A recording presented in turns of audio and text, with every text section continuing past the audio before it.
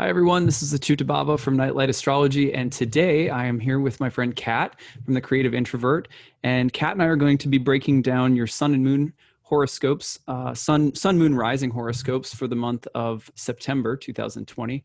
So if you watched my overview for September, you know that Kat has been helping me out because I just moved and I'm a little scattered. So I have her here to help ground me and offer a little bit of added inspiration and interpretation. So thanks for being here, Kat. Yeah, you're welcome. And just a reminder for everyone that we'll put the timestamps in the description of the YouTube video, so you'll be able to find it there. Right. So you can just flip ahead to your sign and listen to what we have to say. Now, Yeah. there are a huge amount of aspects this month. If you listen to my September overview, Kat and I broke it all down, and it was, it was pretty bonkers. Big news of the month, of course, is Mars turning retrograde. We'll be spending a little bit extra time on that particular transit this month and focusing on that for all of the 12 signs. But we will mention some of the other big aspect sequences peripherally as we go, plus the new and full moon for each sign. So it's a big task, and we decided to do a marathon and go through all 12. So we'll see how we do. But we're going to go ahead and get started with Aries, and we're just going to run in order: Aries, Taurus, Gemini, all the way through. So let me put the chart up on the screen, and we'll get started with Aries. So the transits that we're going to run through in order, but we'll jump around a little bit because we're also grouping things by which planets are doing what in sequences, because a lot of them are kind of jammed together this month. So at the beginning of the month, one of the things that's happening right away is the planet Venus is going to be moving through an opposition with Saturn right away at the very start of the month. You can see it right here. This is, if you're in Aries, this is happening in your fourth house of home and family. And so when Saturn applies the pressure, the important thing is to focus on the position of Venus here, who's the faster moving planet moving through the fourth house of home and family. And so you can feel that tension or that sense of constraint or limitation or frustration, or dealing with a little bit of those harder, more difficult choices or lessons, specifically in relation to family and relations around home and family. Anything you want to add to that, Kat? Yeah, just I guess a general you're feeling very emotionally tumultuous. You've also got Mars there in the first house, squaring Saturn and Venus.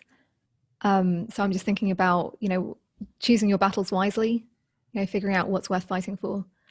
Yeah, that's right. You can see that the first couple of days of the month, Venus is also going to square Mars, which is your ruling planet in your home sign for the rest of the year. Mars is about to turn retrograde.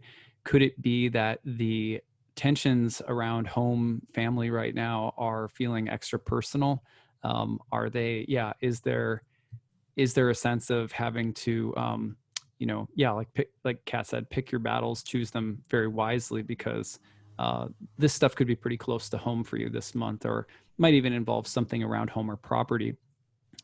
But yeah, the tension between Mars and Venus that's there at the beginning of the month for everyone is also about, the balance between asserting oneself and seeking greater harmony and peace with others. And that's probably going to be in a very personal way for Arians this month, because Mars in your first house and Venus in that vulnerable home and family area.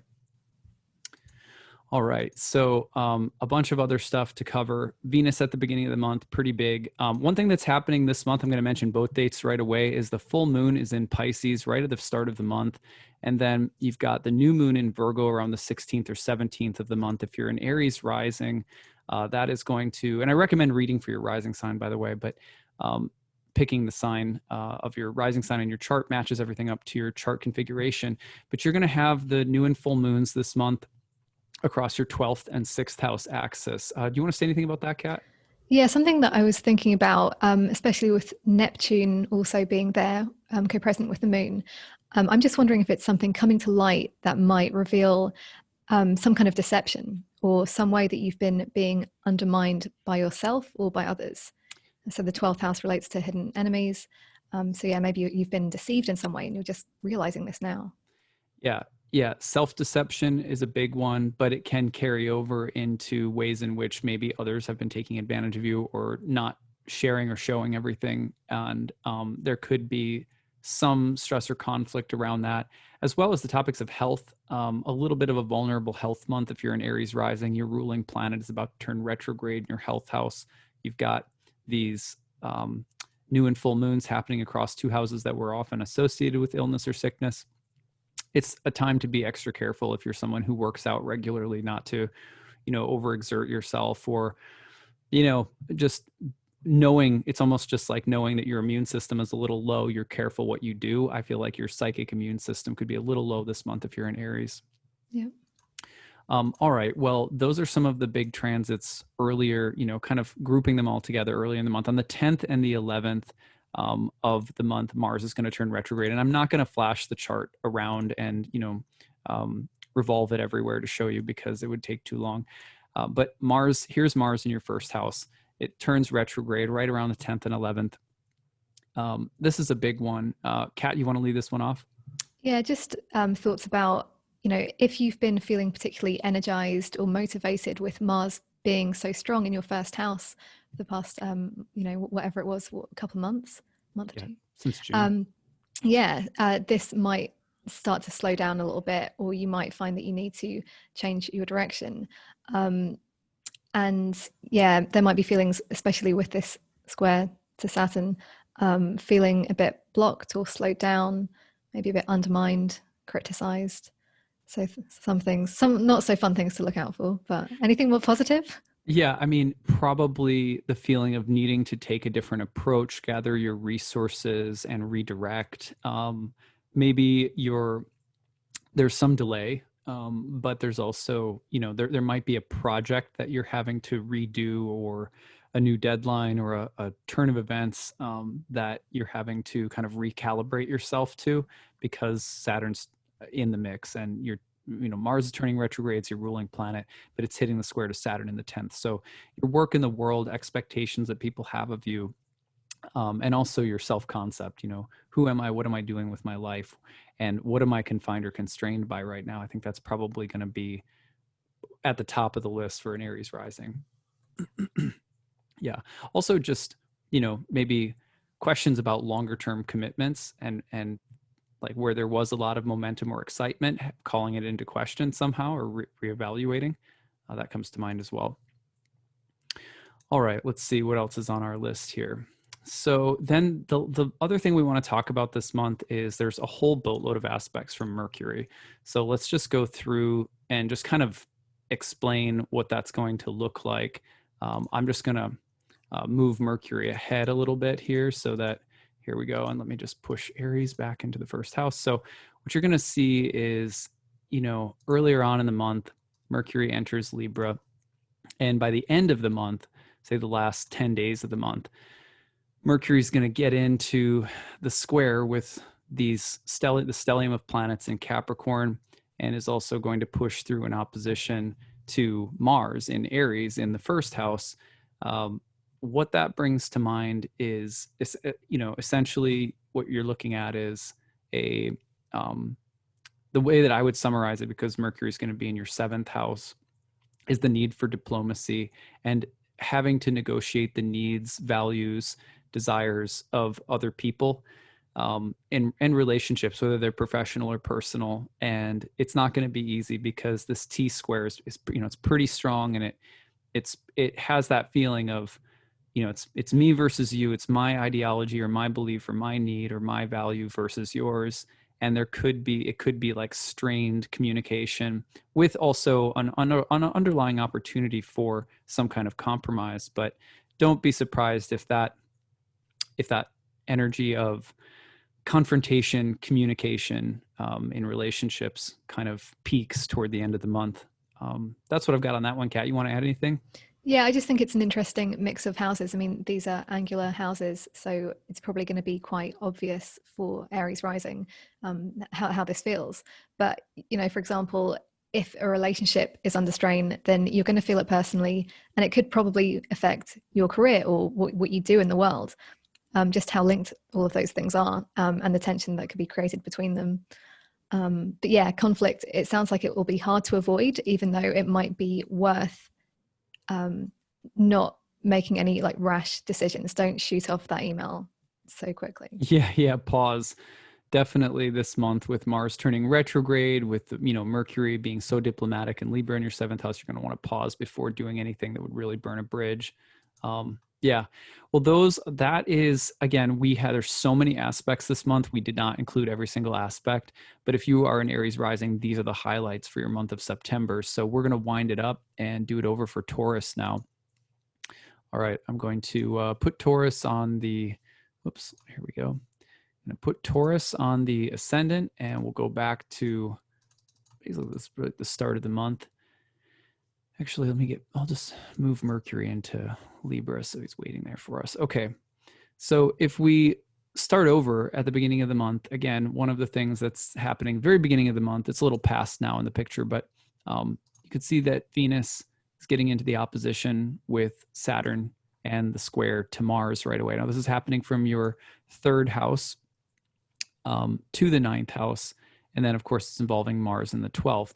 The thing that comes to mind for me right away, Kat, is the idea of there being conflict around specifically intellectual, mental, philosophical, maybe political conflict. But it's in the mental realm in these houses, or the psychological, emotional.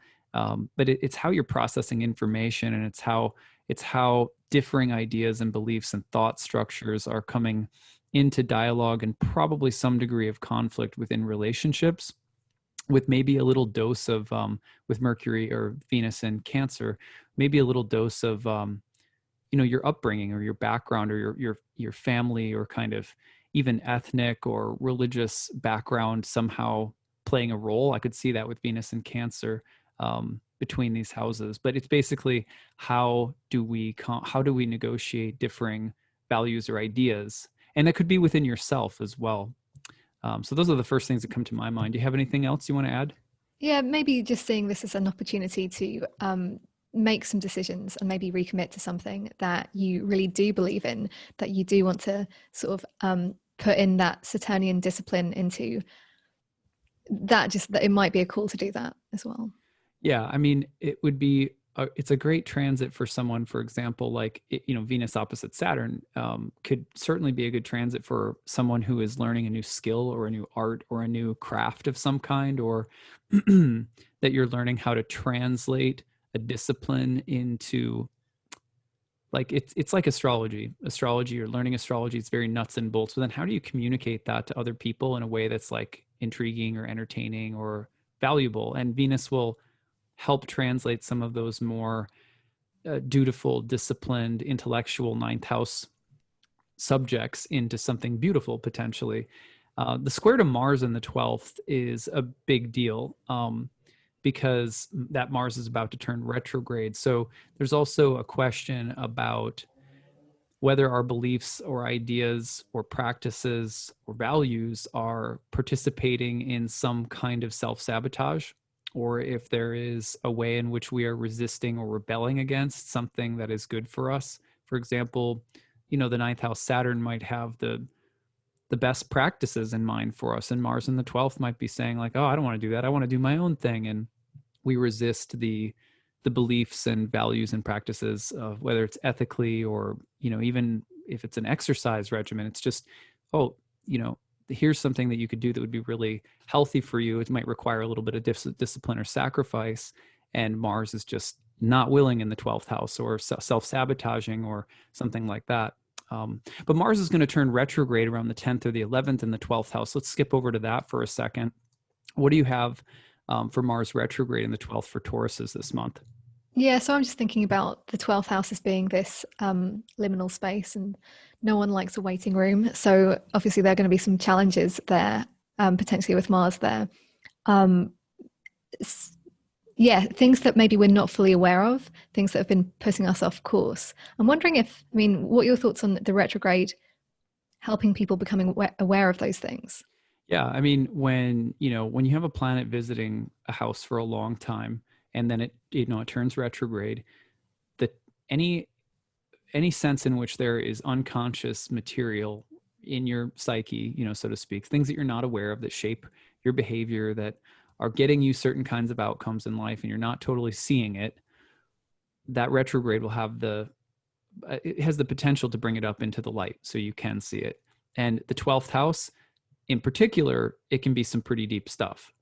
I think especially the underlying, a lot of the times the most toxic habits that we have are fueled by frustrations that we're not being able to vent or speak to properly. We're just, it's like a soldier having to march on and not being able to complain.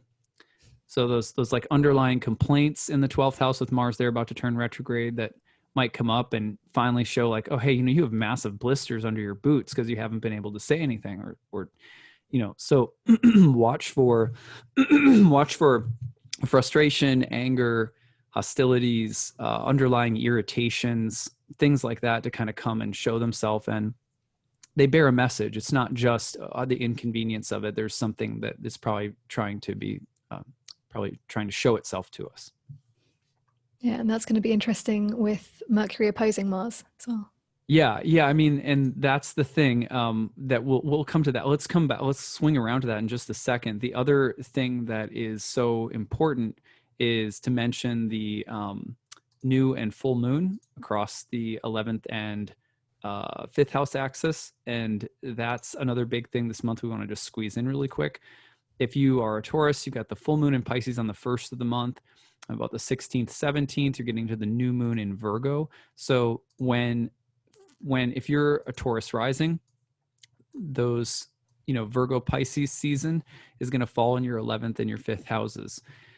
That calls into question your involvement in different kinds of groups, or, who are your friends and allies? Who can you essentially trust or give some, who would you call your people?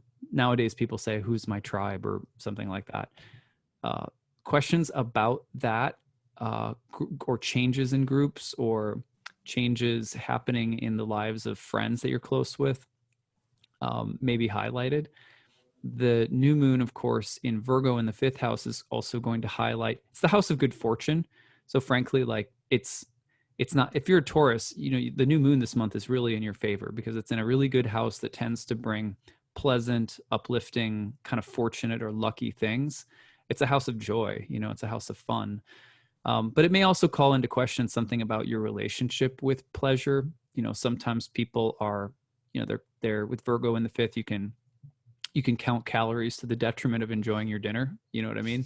So, something about what makes you happy and creatively what makes you feel fulfilled. That's also going to be, and that's a very personal thing, as opposed to the 11th house that tends to focus on, where we align ourselves and make compromises to become a part of a larger group. So anyway, do you want to add anything on the new and full moon, Kat? Yeah, with the new moon, you mentioned the kind of analytical way of looking at fun or pleasure, and it makes me think of Monica from Friends, just being like, organized fun being really great. And Saturn is going to be trine to that new moon, so actually that could be like a really supportive aspect to kind of assist with that and build on something. Align your pleasure with your higher principles. Right. Yeah. As long as Saturn isn't up there being judgy, because it could be, I think. But yeah, with Pluto in the mix, it would be hard for there not to be a little kink in. But yeah, no, for sure. So let's go back to Mercury, which is what you were starting to talk about. Later in the month, essentially toward the very end of the month, like say the last 10 days, you're going to get Mercury, who is in Libra, by the early part of like 5th or 6th of September. And Mercury is going to go through a bunch of squares to the stellium in Capricorn in the 9th, and then an opposition to Mars in the 12th. And by this time, Mars is retrograde. So how do you see that playing out? Because you were just starting to mention that. I think that's the other huge part of the month for everyone. Yeah, I think, and following on from what you were saying about a build-up of unsaid things from Mars being in the 12th house. So I'm just thinking about that mental tension, anxiety, stress, physical as well with the 6th house. So just taking it easy, because, again, you don't want these things to explode everywhere. So yeah, Taurians, look after yourself. Right. I would see this as like, here's Mercury, in Libra, but it's in the sixth house, which is called the joy of Mars, right? So it's Mercury's in a house this month that it's like a diplomat on the battlefield. Everyone's been fighting for a while. The two diplomats walk out into the middle of the battlefield. There's a ceasefire for the moment. They've got to negotiate lasting peace, these diplomats. And there's some real suspicion about that, whether that's possible. So it's as though you're walking, and maybe we could juice up the analogy and say that the two diplomats have to meet on the battlefield. There's also some mines out there, that they could step on or something, because Mercury. Another way of thinking about it would be like if you're at the dinner table and you suddenly realize that the people that you are talking to are on the opposite side of the political spectrum as yourself. And you've just brought up a topic of some kind that has made you realize this, like, oh, they don't feel the same way that I do. And what's at stake these days is basically, oh, if you don't agree with me, you're part of Team Devil. You know what I mean? Like, if you don't take the same belief or view that I do of a situation, it means that you must be a bad person. Your humanity is in question. I might want to erase you from my life, even, like, just not even talk to you anymore. That's a lot of tension for people to deal with. And I think Tauruses, who are Venusian people, often the Taurus rising especially, it's going to be difficult because you are on the side of peace and friendliness and pleasant things. But here there's something that you might be asked to clarify your beliefs or ideas in a situation that's pretty loaded. Yeah. So anything else we want to add for Taurus? Am I missing anything? I don't think so. Should we move to Gemini? Yeah, let's move to Gemini. So let me wind it back up a bit, and we'll just put Gemini on the ascendant here. All right, so for Gemini, if you're a Gemini rising, here's the tension at the beginning of the month from Venus, opposite Saturn, and moving into the square with Mars. With Mars about to turn retrograde in Aries in the 11th. Let's start with the Venus component. Kat, you want to start this one off? Yeah, so this is a bit of a difficult start for Venus, and this is happening in your second house of resources. So that's everything from food to finances, what supports your well-being, and that's going to be opposing the Capricorn party in the house of other people's resources, things that are coming to you or what you owe others. So tension between those areas, and the 11th house is getting tied in there with people who support you. So I'm just thinking about the theme of support, and tension in these areas, feeling like you're being pulled in opposite directions, and especially with relationship matters with Venus there. Yeah, it's as though, it's kind of like I could see it going in two different directions. One is that there is some desire to share something, to create some kind of collaboration with others. Venus in the second likes to do that, right? But you're also dealing with the independent demands, needs, desires of Saturn in the 8th and Mars in the 11th, which, it could be a bit like, like, for example, if you are a family, and someone passes away and there's the matter of an inheritance or estate or land or property or something like that, you might be the one with Venus in your second saying, hey, here's a plan where it could benefit us all. Here's a way we could share this and avoid conflict. And basically you might have intractable people with different opinions who don't want to share, who may not want to be as generous or something like that. I could see it going that way. On the other hand, I could see it being just a complicated story about debt and what you may, if you're Gemini rising, what you may feel that you owe other people right now, or what other people are sort of demanding from you, and what you have and don't have to meet that obligation. Yeah, it's like questions of reciprocity, like who owes who what. Yeah. Oh, yeah. That's a great way of putting it. Yeah. What about the tension, Venus-Mars tension between the 2nd and the 11th? Maybe we could hone in on that a little bit more. Well, especially with reciprocity. I mean, I'm just thinking about the kinds of responsibilities we might have with organizations or groups, what we might feel like we owe the people who support us. Does that make sense? Yeah. Or what they're asking of us and what we Right. feel like we can give, or what we can't give in response to what they're demanding.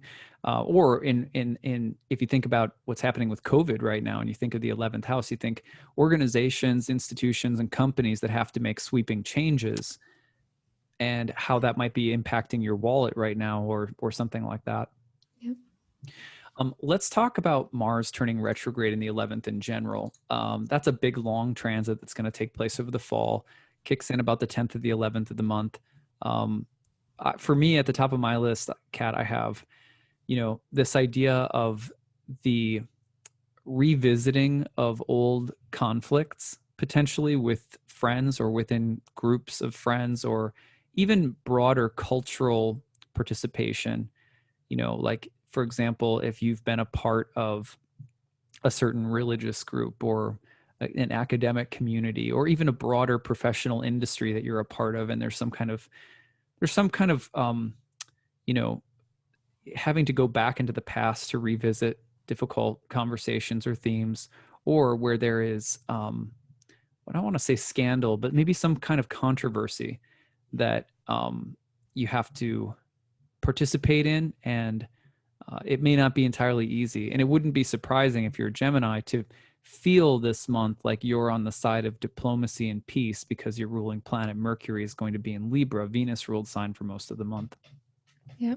Yeah. It just made me think of like, it was just a generalizations, but somebody saying, Mercury retrograde might bring back old friends into our lives. Venus could bring back old partners, and Mars can bring back old enemies, and maybe not enemies, but like you're saying, these kind of tensions that are linked to groups of people. Yeah.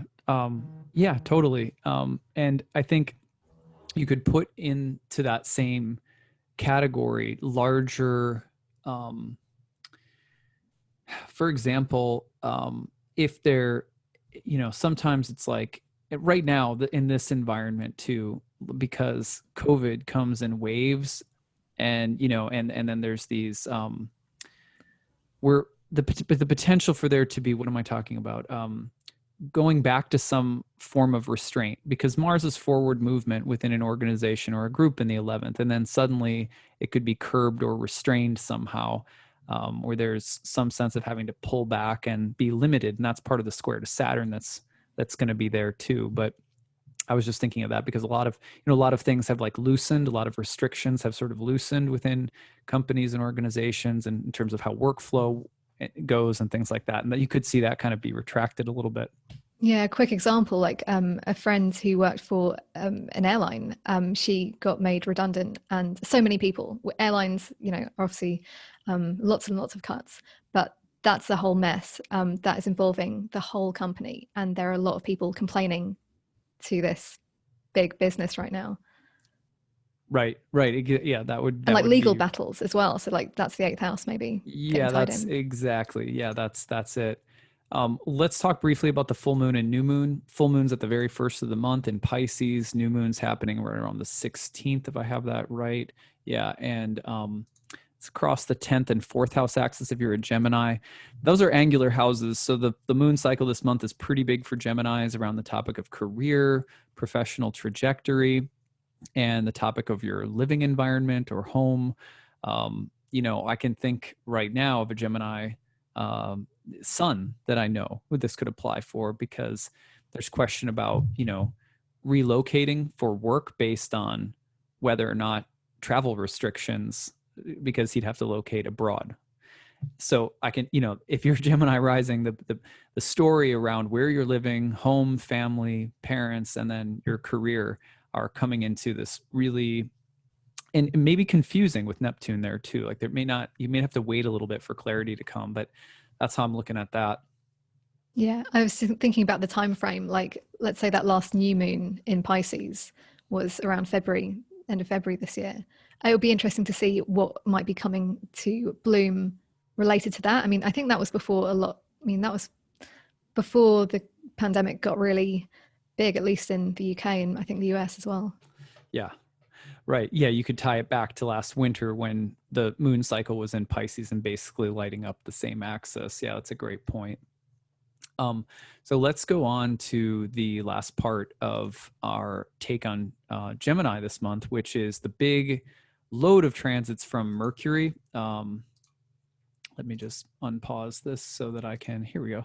So you're going to see Mercury here in the beginning of the month in Libra, but toward the end of the month, say the last 10 days, going to get into the square with Jupiter, Pluto, Saturn, and then the opposition to Mars retrograde. This is happening from the 5th house. Kat, what do you have for this one? Yeah, Mercury just wants to have fun down there in the 5th house. Right. I guess like also themes to do with children potentially. I don't know. I'm thinking the word responsibility keeps coming up, trying to negotiate around themes such as children, such as your own personal enjoyment in life versus your responsibilities to groups. And yeah, what else? Yeah, I mean, you have Mercury in the 5th, which was called the joy of Venus in Venus's sign, a house that's associated with basically pleasant or pleasurable things, including creativity, the arts, sort of sex, romance. But it's a place where it's really a house that's full of good fortune and pleasure. And this is your ruling planet if you're a Gemini rising, and so that's kind of where your focus is. It's on creative things, or it's on things that are uplifting and joyful, and you have a pretty balanced mind that is centered on the peace and harmony of Venus. Then you're meeting all these challenges from the 8th house and the 11th house, which again, I think you're spot on. It's going to be like, how much of your own creative voice or your own focus on pleasure and harmony are you willing to give up because of these demands that are coming in from the 8th house and the 11th? The 8th has so much to do with debts and obligations to other people, and the 11th has so much to do with Mars retrograde there, with these changes that are happening among friends or within groups or organizations and things like that. So but I think the good news is that if you're a Gemini rising, that you're going to have a pretty level head. And so if you're patient and work carefully through these demands, I think you're able to stay peaceful, present, and pretty happy and maybe creatively fulfilled this month. Cool. All right, let's wind it back up for Cancer, shall we? Yeah. Okay. So we're going to put Cancer right on the ascendant, and we're going to start over by looking at the early month Venus aspects. First one is to Saturn, right across in the 7th house, also a square to Mars in the 10th house, with Mars about to turn retrograde in your 10th house if you're a Cancer rising. The Mars retrograde is very potent for the cardinal signs. So let's start with this Venus opposite Saturn. I mean, this is pretty classic relationship tension. It's about different needs, demands, expectations, not just in relationships, but anything you're trying to negotiate with other people, where there is Saturn is asking for too much, or Saturn is being withholding, or Saturn is withdrawing or negating or saying no to something, or limiting or frustrating what Venus wants to do. And this is if you're Cancer rising, what Venus wants to do is pretty much what you want to do because it's in your 1st house. So there's some kind of conflict of values or different approaches that are happening probably in important relationships or some kind of negotiation or something like that. And then you've got Mars T-squaring from the 10th, and retrograde in the 10th, which could be suggesting that what looks like, some kind of value conflict or difficult negotiation is actually part of a much deeper evaluation that's starting to happen around your career or your sense of life purpose or direction overall. Yeah, I'm imagining this just feeling like a lot of weight almost being put on Venus. And with the, like, I don't know, almost like there's the fire underneath Venus lighting her from like Mars, and then this like leaden weight of Saturn. So it just feels like a bit of a pressure cooker. And there are some needs that need to be expressed, but how that happens, it's going to be a tricky thing to negotiate.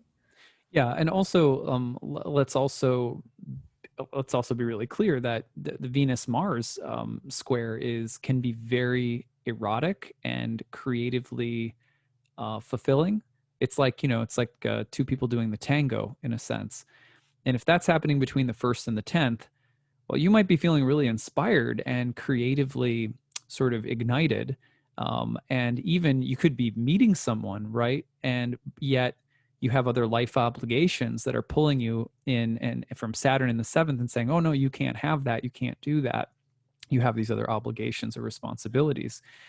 The classic way in which that would manifest in, let's say, a really shaky relationship, you start dating someone and you find that they're a little too controlling or rigid, and then you meet some other person who really lights you up, and then you're feeling like, well, I've sort of committed to this other person, and do I want to go for this new thing that's like fun and interesting, or do I want to stay? And like, there could be real tensions in terms of different options that are presenting themselves to you in work, in terms of relationships, not just romantic, but across the spectrum. Yeah, time to get some clarity on what you want, really. Yeah, totally. And that's really intense, like the first week or so of the month. That's big. Now let's talk about the fact that Mars is going to turn retrograde in the 10th in general around, was it the 11th? Do I have that right? Yeah. 10th, the 11th. What do you think?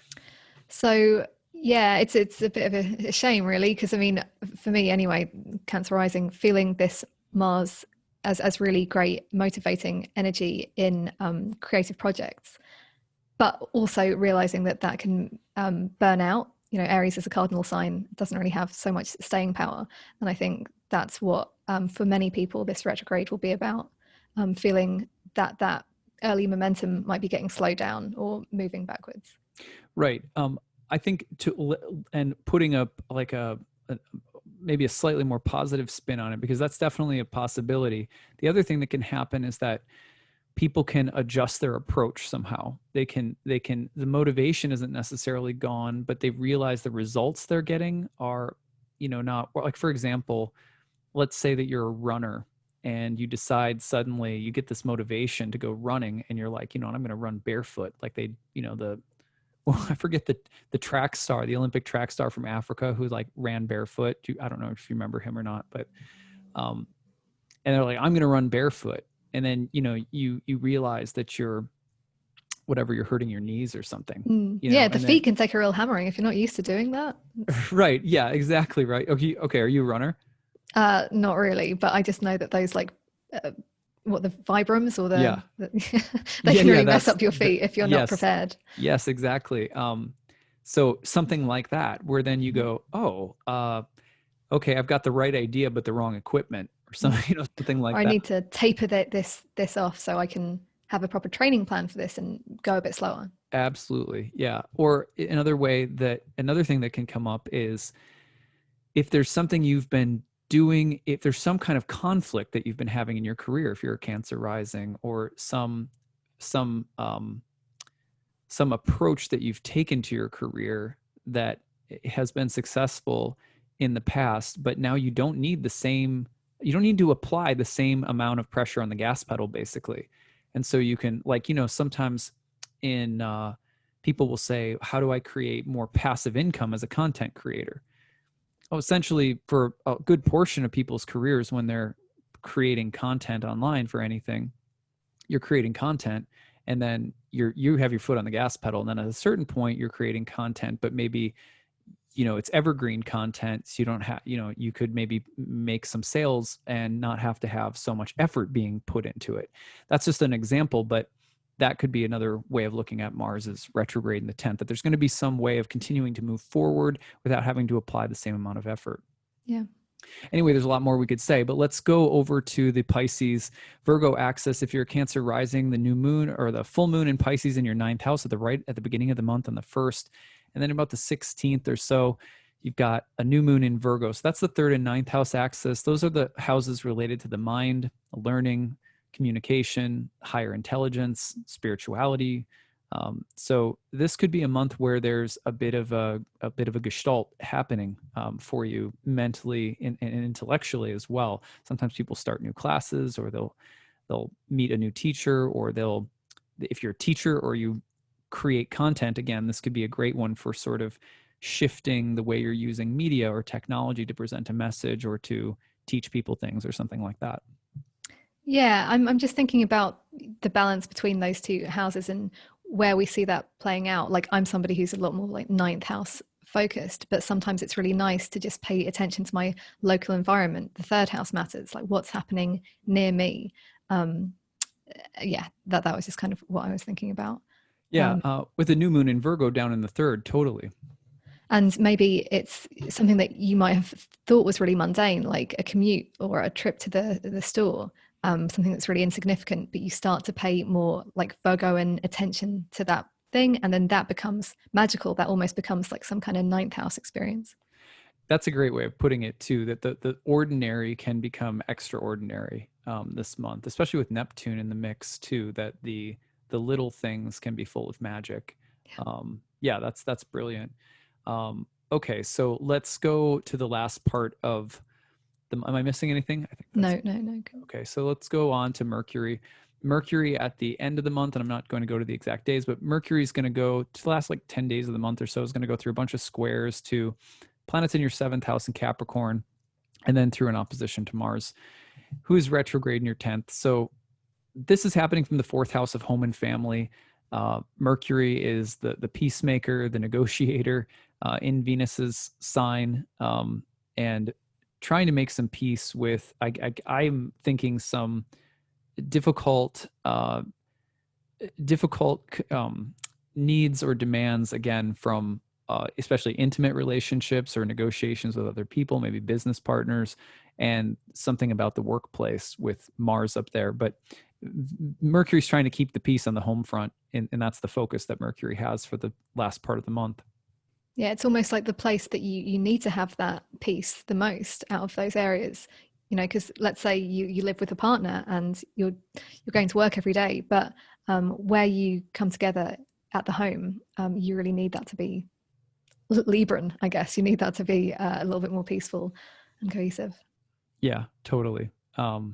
So it's a good month if you're a Cancer to be very patient, especially in your relationships, because the Saturn energy is pretty strong in the seventh, and Mars is going through something up in the career house. Those energies tend to be more, strong, aggressive, disciplined, structured, and but trust that towards the end of the month, the flow of Mercury in the fourth will be looking for ways of making sure that harmony is maintained in the place where you need it most, the place where you recharge at home and with others. But I also just tell people to be really patient, because the potential for the feeling of some kind of irreconcilable difference in a standoff that has to happen is strong for everyone, and it's not a narrative you necessarily have to buy into. Yeah.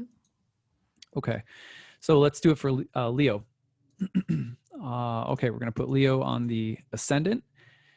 And let's start again at the beginning of the month with whoops, let me back this up just one day so I can get, there we go.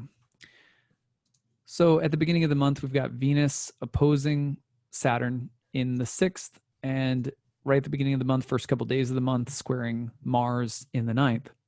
Now, this is like, to me, for Leos, I'll just start by saying this, Kat, that I see this as potentially more of a make or break moment in relationships because of some potentially serious ideological conflicts. 12th house is a difficult place for Venus that will often bring up pretty deeply seated unconscious issues in our relationships. And then you're throwing it into some really difficult aspects with Saturn and Mars. Saturn in the sixth house, which is a challenging house, tend to be a house of conflict and sort of drudgery, things that we don't necessarily like to do or deal with.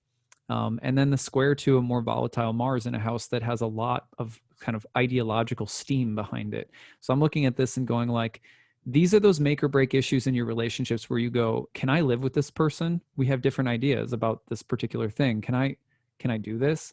I think that's going to be those kinds of conflicts are going to be a pretty big deal for Leos this month. That's one of the first hits that I got. But what about you?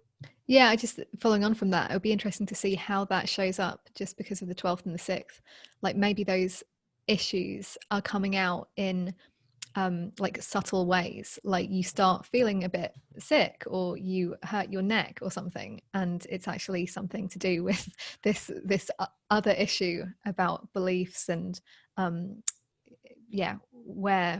what you have in common with your partner, for example, or another relationship.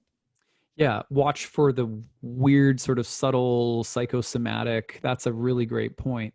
There could also be, one of the focuses of the month, let's talk really briefly, just throw this in there right now. The new and full moon of this month, the full moon in the 8th in Pisces at the beginning of the month, and then the new moon in Virgo in the 2nd, those, and that happens around the 16th, the new moon in Virgo. Those are your financial houses, and they're bringing up this tension between what is mine and what am I responsible for, what are my own resources and possessions, and what belongs to other people, or what do I owe other people, or how am I obligated to them, and how are they obligated to me. It's also possible that this look of tension and conflict, which would appear to be ideological in nature, is also coming in really practical ways that are affecting, your wallet or your bank account, or that have some really tangible connection to your financial reality. Yeah, it might just be a really good time to look at those details. Like if you haven't been paying attention to your bank account, you just want to make sure that you're not being diddled or something. Yeah. That's great. Virgo's going to be supportive of that kind of detailed work. Yeah, that's a great point. And you've got an exalted Mercury there at the start of the month to work with a bit still. So I think that's a great point. It's also one of those, I would say it's also the potential where it's a potential for there to be a question about what's frivolous and what's necessary. Saturn going to hold Venus in check a little bit from the 6th house and say, is that practical? Is that doing any kind of practical work for us? Kind of your inner counsel speaking. And Mars in the 9th, does it align with, our beliefs and, my mission in life? And so those questions could be really important and that's for Leos. It's important that you live from what feels like a core mission or a core vision statement. And there might be some questioning of that this month. And also how do my beliefs relate to how I'm applying my time, money, energy, and resources? Okay, let's see. Oh, go ahead, Kat. Well, no, just Mars retrograde. Mars retrograde. Yeah, so Mars retrograde's on like the 10th and the 11th. I almost forgot. Let's talk about that next. What do you have for that? Yeah, just around beliefs, mostly thinking about an area of mental exploration that might have been, particularly a focus in the last couple of months. That could mean that you're, questioning things, you're taking a different approach to those things. Yeah, that was mostly it. I mean, like if you think of, having to write down your mission statement or make a vision board or something like that, and there's a lot of motivation and inspiration behind it. Mars goes retrograde in your 9th. It's a time where you go like, is it time to make a new one? Is it time to revisit the action plan that I have for my, usually in bigger, broader sense with the 9th house?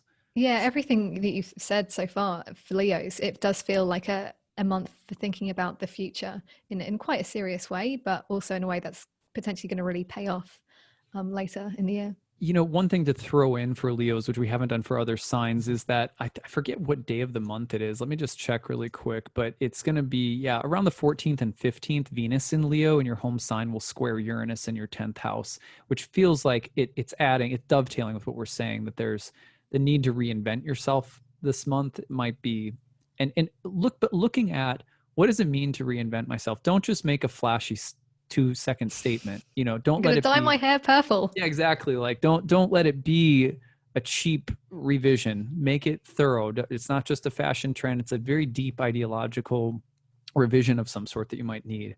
That's my sense anyway. End of the month, we have Mercury in, let me just move this ahead just a touch so that you can see at least Mercury in Libra. So here's Mercury in Libra and going through the square to Jupiter and Pluto and Saturn. And then toward the very end of the month, opposition to Mars retrograde. That's a peacemaking Mercury. We've said this for like every sign so far, as a peacemaking Mercury that is trying to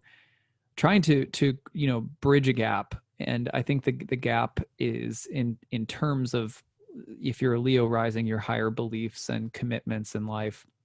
And it's trying to peacefully negotiate things that might feel pretty hot button right now. That's the way it looks to me.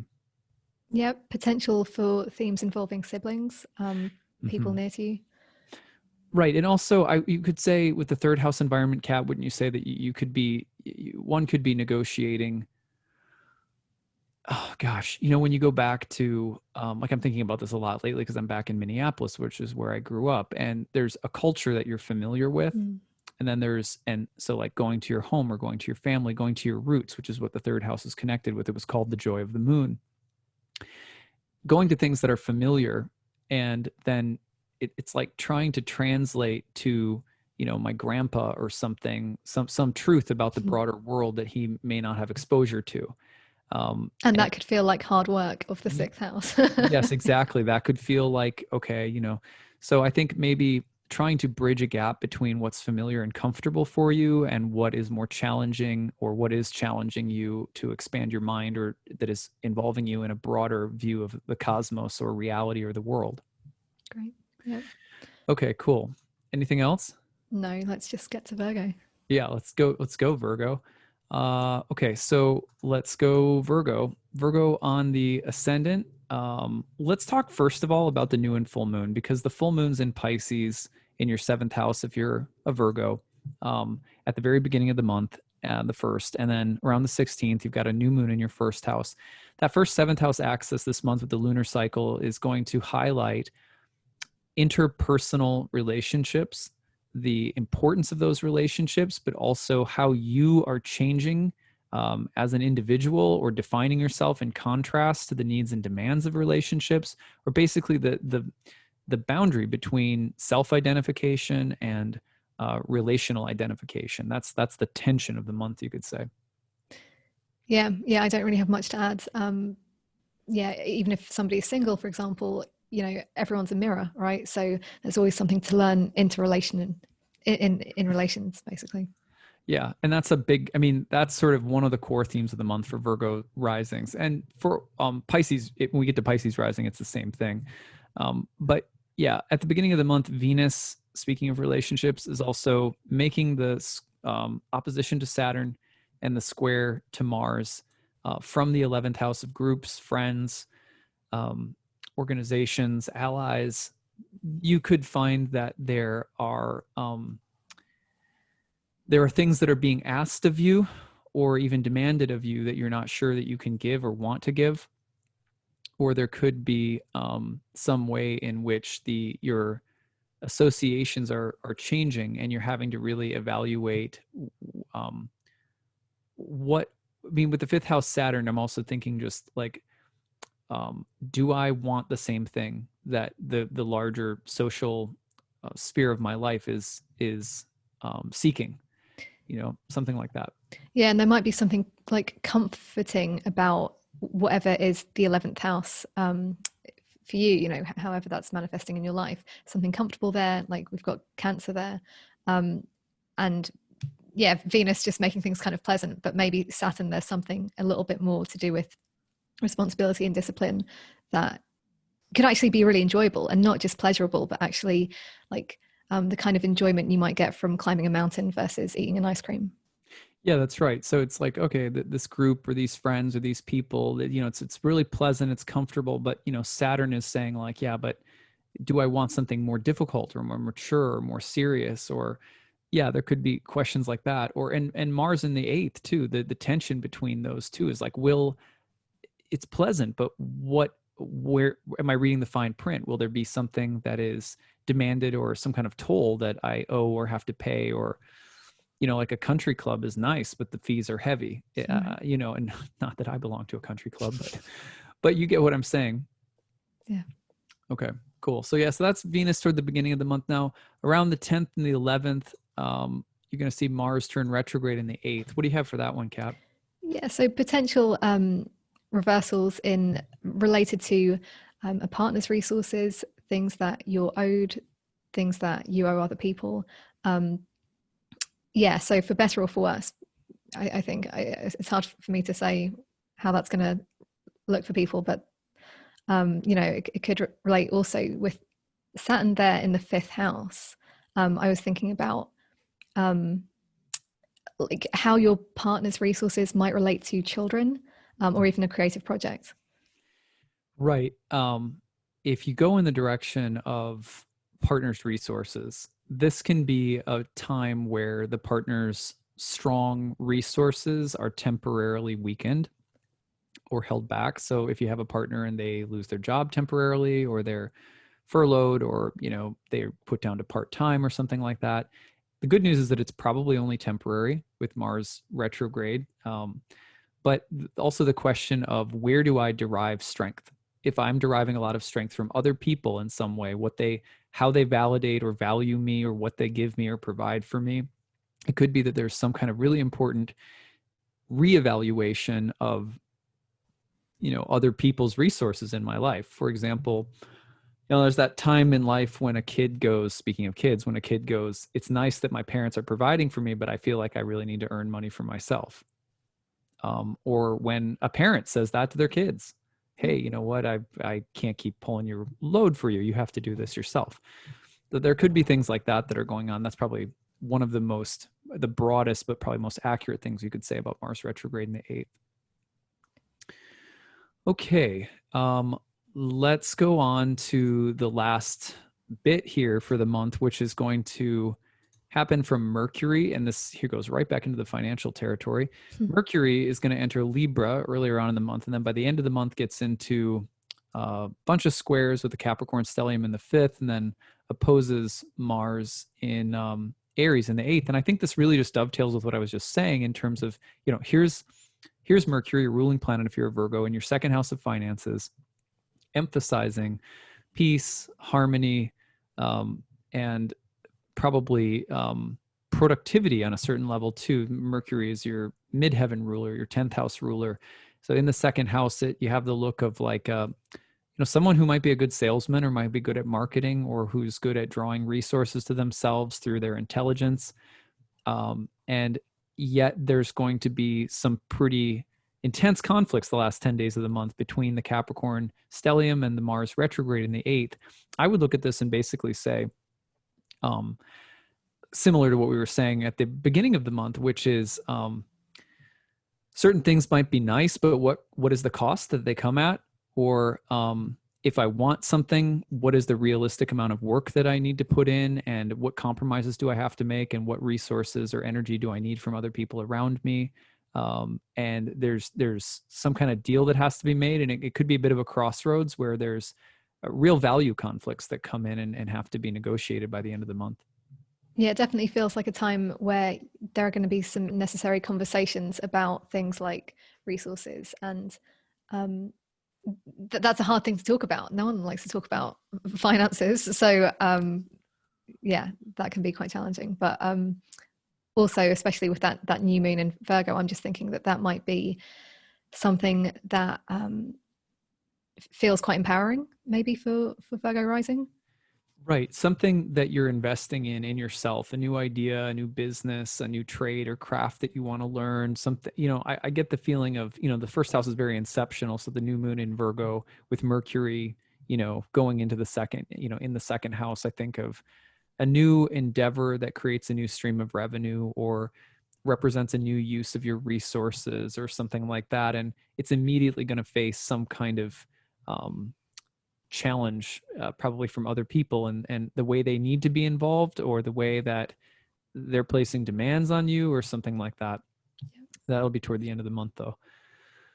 All right, so let's do it again for Libra. All right, so we're putting Libra on the ascendant, and we're going to start around the beginning of the month and just sort of highlight the big stories. Around the very beginning of the month, Venus in your 10th house is going to be opposing Saturn down in the 4th and making a square to Mars in the 7th. Mars will be retrograding in the 7th house around the 10th and the 11th, turning retrograde. So we'll talk about all of that for starters. Why don't you lead this one off, Kat? What do you have for Venus in the 10th making these square in opposition? All right, so Venus is in your house of like your public face in the world, maybe your career, and opposing the Capricorn party, particularly Saturn, who is in, your house of home, property, family, ancestry.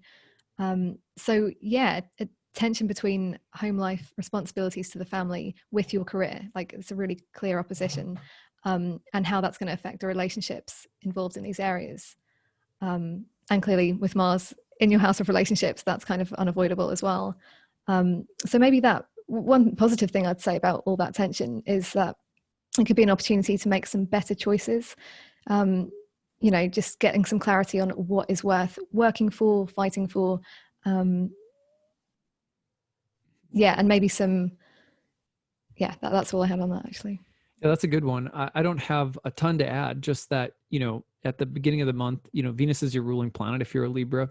So the qualities of harmony, beauty, and pleasantness in the work environment or the way you're showing up out in the world are sort of highlighted, but they are coming into this very critical dialogue with pressures, expectations, necessary obligations, necessities and obligations coming from the home front, and then a certain kind of maybe also some creative, erotic, sexual tension in relationships or conflict in relationships. But there's pressures coming in through relationships with others and through the home kind of domestic sphere of life, placing a challenge on either how you're showing up out in the world or your work or your public appearance somehow.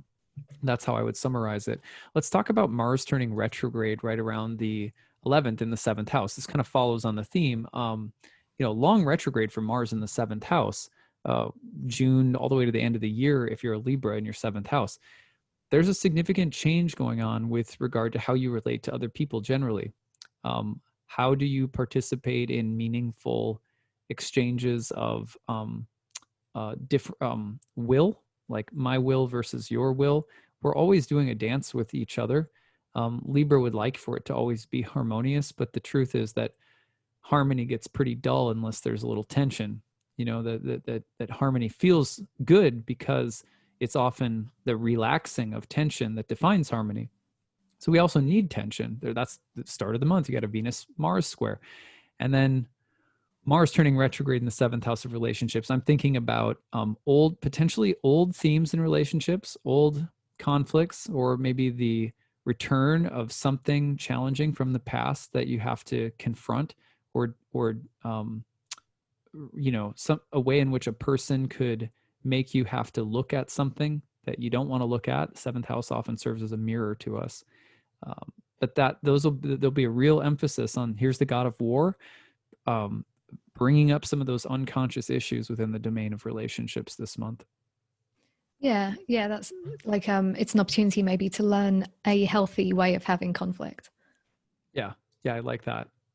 Pretty straightforward, the Mars retrograde for Libras this month, because it's angular and, in a house that has so much to do with relationships. You can kind of just say like, yeah, this is about what's the difference between a healthy power struggle and like an unhealthy one, or things like that.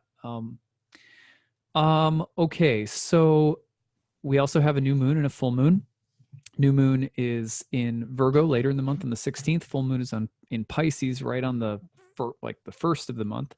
And so that tension across the 12th and 6th house axis is pretty interesting for Libras this month. These are liminal spaces, and I would imagine that what we're talking about is a transition, a period of letting go of the attempt to control things, and the way that the attempt to control things is either undermining us or is frustrating us in some way. Having to let go of a certain kind of inner guilt or shame that isn't healthy, and also maybe evaluating the ways in which we allow other people to judge us, or that we judge other people, and how that can be a toxic thing, and the theme of forgiveness also being really big. That's what I have. Yeah, I mean, the only other idea that I had was the idea of some kind of thing coming to light around health. So this year has been very health oriented for so many people for obvious reasons, but maybe you're figuring something out, and that could be potentially really positive, especially with the full moon in the 6th. Yeah, totally. Great observation. Yeah, that something could come to light, or that something that's been confusing, an underlying problem, is identified somehow. Yeah, that's a really good one. So we already talked about Mars retrograde in the 7th, didn't we? Yeah, we did. And okay, so Mercury. If we go to, Mercury's coming into your home sign and then getting in on an opposition to Mars retrograde by the end of the month. Also toward the end of the month, big squares to Jupiter, Pluto, and Saturn. Mercury is the harmonizer, the peacemaker when it's in Libra. And I would imagine that there's some combination of having to approach or discuss things that are not easy with people. I think a lot of signs are dealing with that this month, toward the end of the month with Mercury and Libra. But there's, for example, I can think of someone that I know very well who's Libra rising, who's probably going to be starting with divorce proceedings this month, right? That'll probably happen at the end of September. If you're a Libra sun, Libra sun or Libra rising, you got the ingress of the fall equinox happening toward the end of the month too. The sun moving into the sign of the scales. There's some moment of justice and of trying to balance the scales. And you have to speak up for yourself, but there's going to be the needs and demands and obligations of other people and of things surrounding home, property, and family. It's going to be an interesting set of topics to negotiate, but that'll be the pressure that's on you toward the end of the month. Yeah, it's almost like that's going to be building throughout the month, but it would probably be easier to get it out of the way in the first half of the month. What do you think? I mean, yeah, people may not have that choice, but right. it could be the kind of thing where it's like, a mounting pressure that especially if you try to avoid it and just keep the peace, it might bubble over toward the end. So yeah, approaching it, trying to be more proactive earlier would certainly be a good idea. All right. So shall we go forward to Scorpio? Yeah, let's do it. All right. So we've got Scorpio on the ascendant now, and we're going to back Venus up a little bit here and talk about the beginning of the month. Venus in the 9th opposite Saturn in the 3rd, Venus in the 9th square Mars in the 6th. It's a very powerful Mars. If you're a Scorpio rising, because you got Mars in its own sign in the 6th house, which is called the joy of Mars. So Mars rejoices by house there. And Mars is going to turn retrograde. We'll talk about that retrograde in a minute, but at the beginning of the month, Venus is trying to keep the peace in the house of the higher mind, religion, spirituality, the law, things like that. But that may not sit well with you if you're a Scorpio. It may feel false, or it may feel counterfeit somehow, or you may have to look at the way in which things are made to look nice or feel nice, and but they aren't really underneath the surface. So pressing things, skepticism of presentations that are being made, or calling things into question, doubt.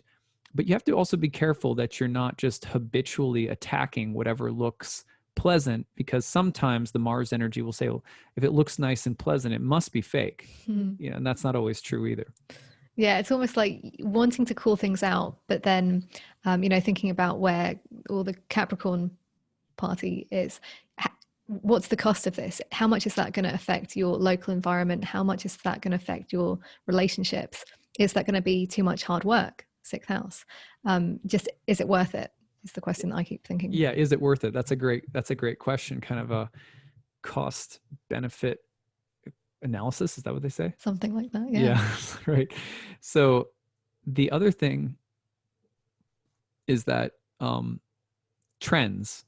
Sometimes people push us to get on a bandwagon of some kind, ideologically, politically, spiritually.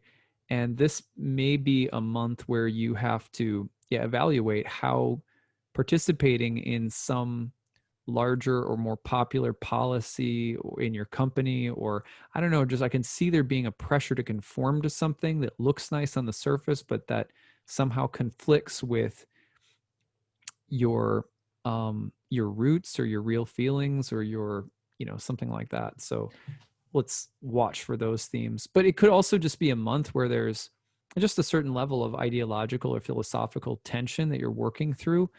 And you have to try to negotiate it as tactfully as possible. And it could be that you get a little help with impulse control, because Mars is also turning retrograde, and this is your ruling planet. So it's very personal for you if you're a Scorpio or Aries and your ruling planet is turning retrograde. So you got Mars retrograde in the 6th. What comes to mind for you, Kat?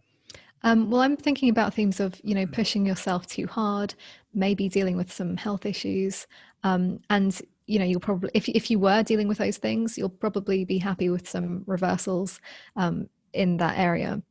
But yeah, just generally thinking about a reminder to slow down, focus on your health and well-being. Yeah. Yeah, those are great. The other thing could be, of course, that if you have been in bulldozer mode, if you've been in over stressed, overly diligent, and hyper efficient mode, that there is some breakdown that slows you down. So slow down first. Don't make the cosmos apply the brakes. Apply the brakes yourself. That's probably a totally. good one. Yeah, and imagine this month. I think a good thing for you, if you're a Scorpio this month, this will come around when we talk about Mercury too, but if you're a Scorpio this month, imagine, just try to tell yourself every conflict that comes up, just imagine that you're eternal and that every single person you're talking to is eternal. They can't ever die, really. They were never really born. And if you stand back and imagine it from that perspective, and then just kind of say, kind of repeat the words, it may not matter as much as I think it does. That may be a really helpful thing for really for everybody this for month, all signs, right? yeah. For all signs, but that's a really good one with Mars retrograding in the 6th, where you can feel very easily, you can feel frustrated when Mars retrogrades there. Let's look at the new and full moon, shall we? All right. So the beginning of the month, you've got the full moon in Pisces in the 5th and the new moon in Virgo in the 11th. I like to, think about this axis in terms of like, there are pleasurable, there are beneficial, let's say, groups of people and social interactions that help us, that act as resources for us. And then there's a private sphere of life that has more to do with our own, personal happiness, our own personal need for happiness. And they're not always the same thing. And I think, for example, about the allies that I have in the astrological world. They're great. They're my friends, and I wouldn't be here doing what I'm doing without them, or with all of you who are watching this who share a similar interest. But what defines my happiness when I'm done recording this video, in the comfort of my backyard? Do you know what I mean? Like, it's a totally different sphere. And those spheres, when they come into tension through the full and new moons, you're basically looking at, potentially really great developments socially or professionally or something like that. But they also have to square up with whether or not they're conducive to a deep inner state of happiness or creative fulfillment.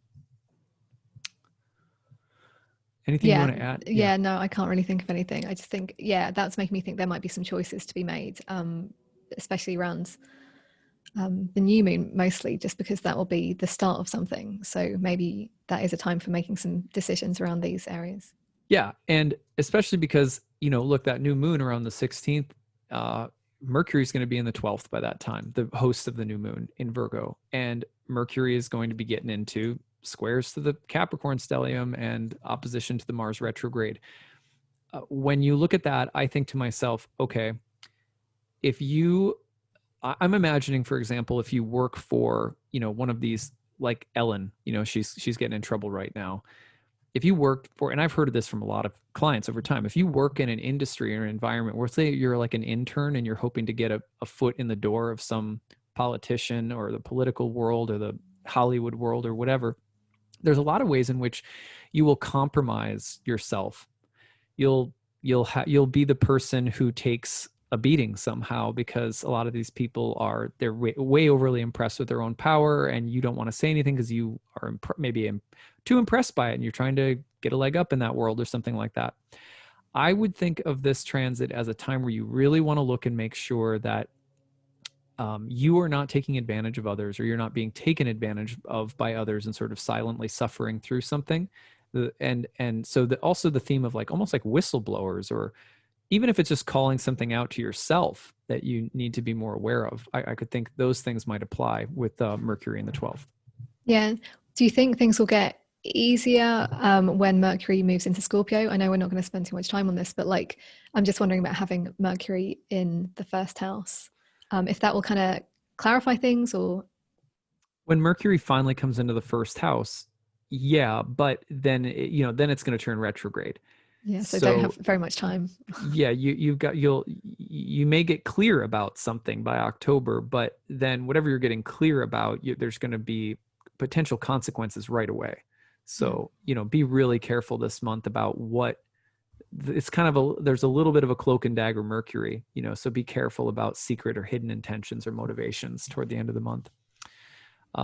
Okay, so I think that's it. Should we put on Sagittarius? Yes. All right, so we've got Sagittarius on the ascendant, and toward the very beginning of the month, we're looking at Venus again, and Venus has opposition to Saturn from the 8th to the 2nd, and a square to Mars, who's turning retrograde in the 5th. So if you're a Sagittarius, the beginning of the month starts off with potentially the topics of self-fulfillment, self-sufficiency is the phrase that I use. And then Venus, which is the nice things that are shared, or that the nice, fortunate things that come from other people. But there may be questions about obligations that Saturn is very skeptical of. Like, well, that's nice. I'd love to receive that from you, but how will it make me indebted to you later? Or it could also be that there's a period of austerity that we're going through, but we apply for some kind of aid and we receive it. But the question of my resources versus what other people have to give, and a little bit of tension between those areas could come up. And then you throw Mars in there, the one other thing that comes to my mind is that there could be this could actually play into, remember that if you're Sag or Gemini, there are eclipses coming through your 1st and 7th house axis. And so in the background, all summer and into the fall, there's this churning around relationships that's coming up. And that could mean that there's sexual romantic tension or some kind of creative tension. For example, people that are trying to create a business together, or people who are falling in love and thinking about whether they want to move in together and kind of merge more of their lives together or not. So there may also be some kind of sexual or romantic tension that's built into the mix of it as well. Yeah. Similar things, just thinking about something getting kind of expensive, maybe in the 5th house, like just going a bit over the top with Mars in Aries there, and then having this kind of 2nd, 8th house moment of I need to reassess things. And yeah. Good. Yeah, that's a good one. Right. The pleasure impulse of the 5th house Mars can be a little maybe reckless. Yeah. There might be some pulling back of that, especially with Mars turning retrograde. Let's talk about that next. So Mars turns retrograde around the 10th or the 11th. In the 5th house, I get the same thing. At top of my list is pleasure and impulse control. Mars in the 5th is oftentimes the life of the party, but yeah, can sometimes struggle with going a little too far or making rash or impulsive decisions. And that might get pulled in or reeled in a little bit with Mars turning retrograde this month. It's realizing you have an STD and you've been having a bit too much. That's not Mars retrograde. Yeah. Well, I mean, you certainly, that would be one of the worst case scenarios. But with Mars, right. If you're Sag, Mars rules your 12th house as well. So don't underestimate really like potentially making a stupid choice, like gambling away your, I don't know what, your savings or something. Like, you can definitely learn some hard lessons through not having enough impulse control. Yeah.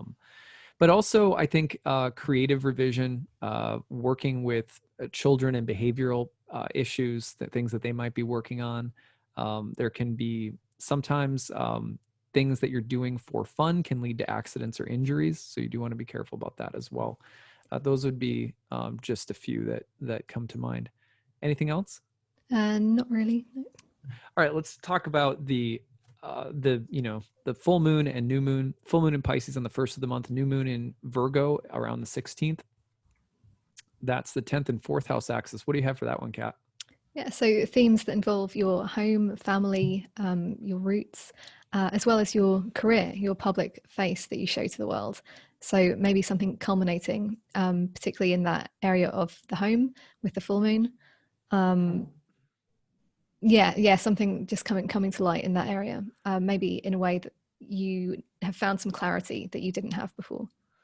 Yeah, and the new moon in the 10th is a big deal because that points towards some kind of new development or the growth of something new around your professional life, and it's being it's happening in this intimate relationship with the changes around the fourth house.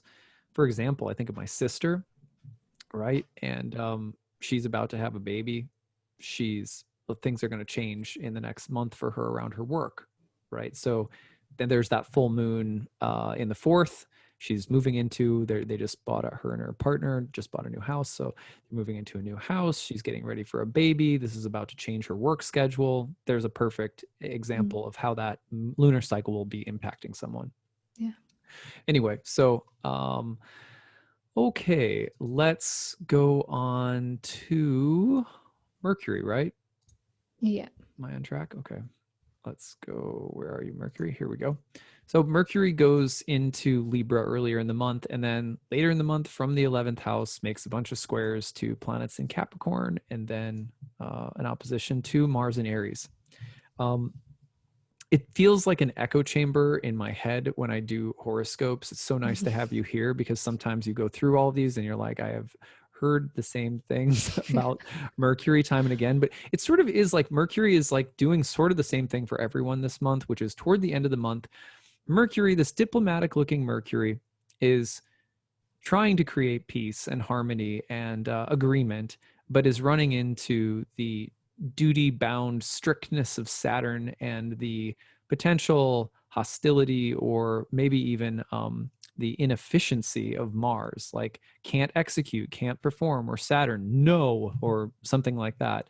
But if you're a Sagittarius, this is rooted in things that are happening in groups, communities, among friends, colleagues, within organizations, where there's some kind of negotiation that's trying to happen. This could have an impact on your money, your finances, and then that exploration of the topic of pleasure that we've talking about with Mars in the fifth. What really brings you happiness or not, or how are your resources being employed in the service of your personal happiness? And it's interesting to see that those are the areas that are going to be coming into this tense dialogue with Mercury in the 11th house.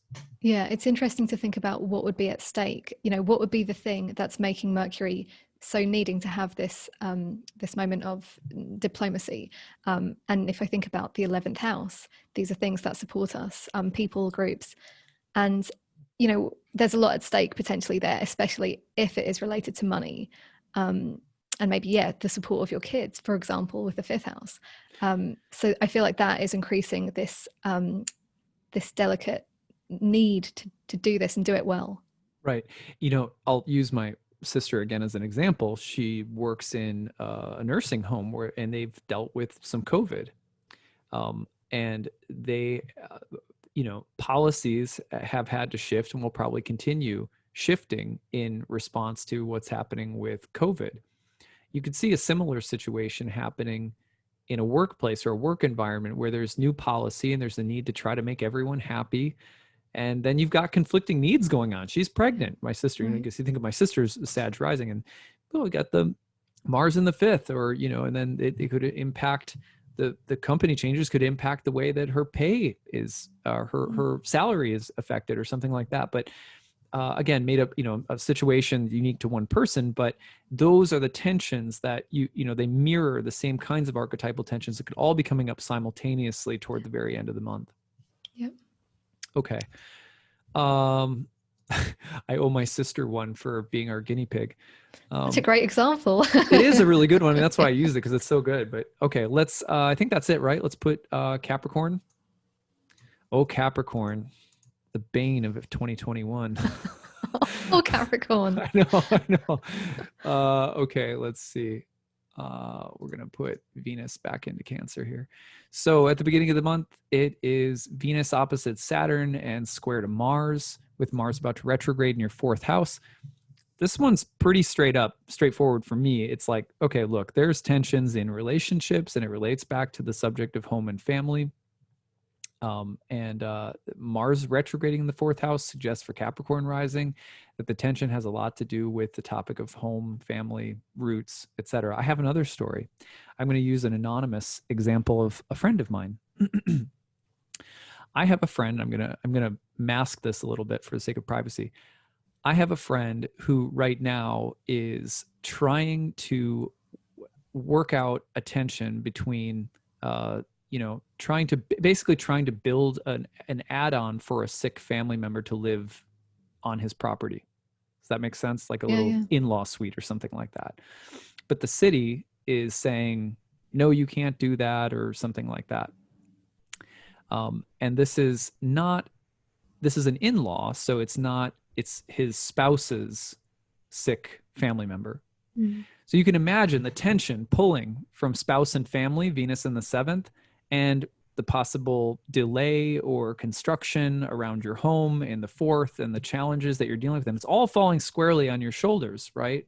With Saturn in the first. I'm taking responsibility for it. So the way that I would look at this is I'm feeling like I have to be responsible for keeping the peace in a relationship with simultaneous tensions happening around the home front. And I'm trying to negotiate or manage it all. And the possibility for getting burnt out by it, or having to kind of really just, I would just say with Mars about to turn retrograde in your fourth, like just take your time and trust that a long game approach will work here. Don't be tempted to try to come up with an instant solution this month. Yeah, it's a shame. It's obviously not easy. And I'm wondering if the person, like your friend, for example, is the one who kind of loses out. It comes at the cost to their like personal well-being. Yeah, that's the self-sacrifice of Saturn in the first, which any sign can have, but it tends to be so dutiful and so stoic, and it can be so admirable, but it can take on too much. On the other hand, you could see being like, if you're Capricorn rising, don't be intractable. Don't be that person who won't budge, who isn't meeting the needs or requests that other people or family members have for you right now.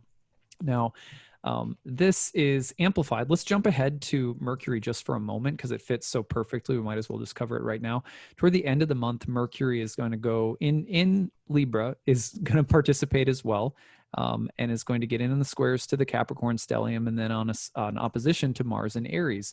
So by the end of the month, if you're Capricorn rising, throw in your career. Like the career area of your life is also going to be saying, hey, look, you also have to pay attention to me in some form of balance or harmony that's needed for me out in the world. This could be as simple as saying, like, this friend of mine, I've got to work too. I have responsibilities at work I've got to take care of right now. How do I balance all of this? And one opportunity that's there if you're a Capricorn rising right now is to basically take on the role of the you can be a mediating influence for extremes. You can become somehow more balanced in your approach to life, I think, this month if you're a Capricorn rising. Yep.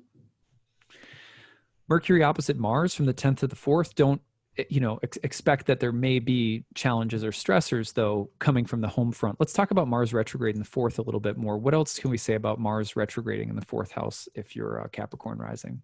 So I'm thinking about a Cap rising that I know who has just moved, and I'm just thinking about I wouldn't say, we've spoken about this, but the idea of things maybe not having to like move out or anything as dramatic as that, but just realizing, the carpets, that they're way worse than I thought. I'm going to need to get them taken up, right? Stuff like that. Yeah, right. Totally.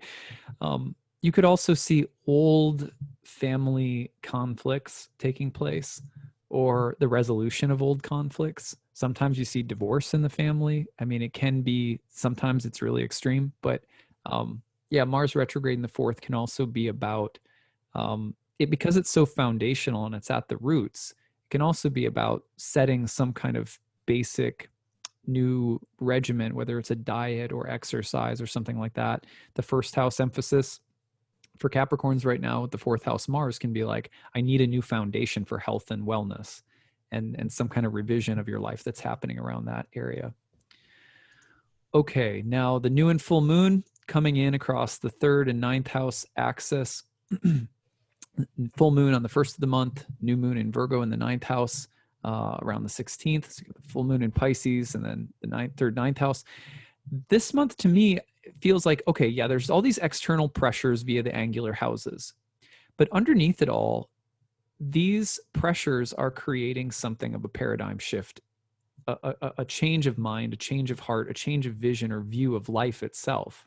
Or maybe I mean, it could be that there's some kind of simultaneous learning that's happening, a class that you're taking, teachers that you're meeting, or something like those kinds of topics could play a role in it. But I kind of tend to see this as that these external pressures are creating an inner revision of beliefs and ideals.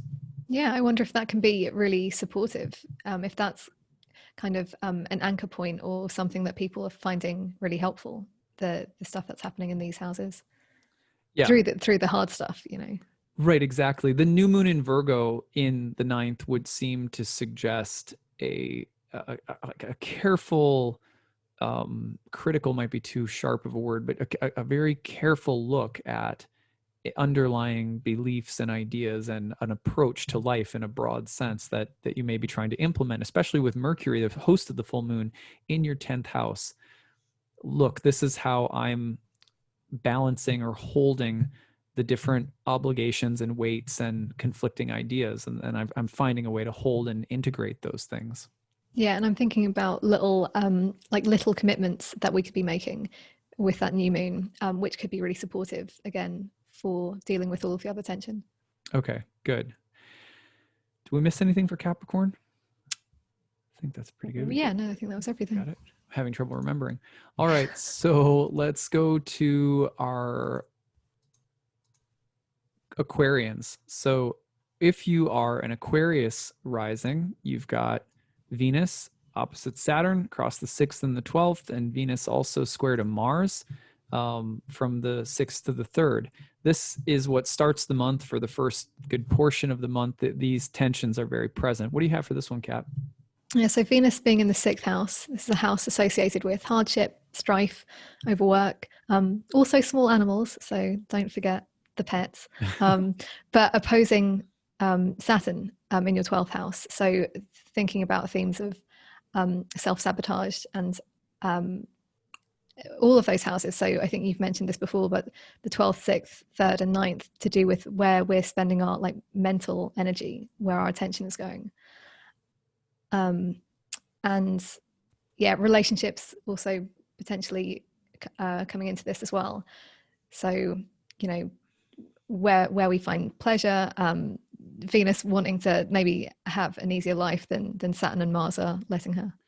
That's a great point. That Venus is trying to provide some relief, and could provide some temporary relief. But we also, as an Aquarius, the Aquarian would have to be willing to take the medicine of something that's more emotional, more nurturing, more interpersonal. And it may be hard to do so because, you know, Aquarius, with your ruling planet Saturn in the 12th, you may be feeling a little bit more reclusive, or, you know, maybe in monk mode a little bit more. Yeah, stoic, I'm thinking of. Yeah, totally. And it seems like Venus is inviting some kind of healing or some kind of nourishment, and there may be some mental resistance to taking it or receiving it. That's one of the things that I'm seeing right away. It's almost like there's a clue there, and Aquarians have the choice to pick up on it or not. And it might not be easy, but it's there. Right. Unless it was a demand or a need that someone was like putting on you and you had to say no. Yeah, I think Aquarians are pretty generous too. And it could be that Venus in the 6th is presenting as a need that someone else has that may drain you of an important resource. You know, sometimes you have a podcast called The Creative Introvert. You know what it's like if you're more introverted, for example. Mm-hmm. People can ask for things that other people might think of as very basic, but it can be a big ask if you're someone who gets drained more easily by a lot of big social interactions. Yeah, totally. Okay, so Mars is going to turn retrograde by about the 10th, the 11th in Aries. Let's talk about that really quick. In the 3rd house, what comes to mind for you?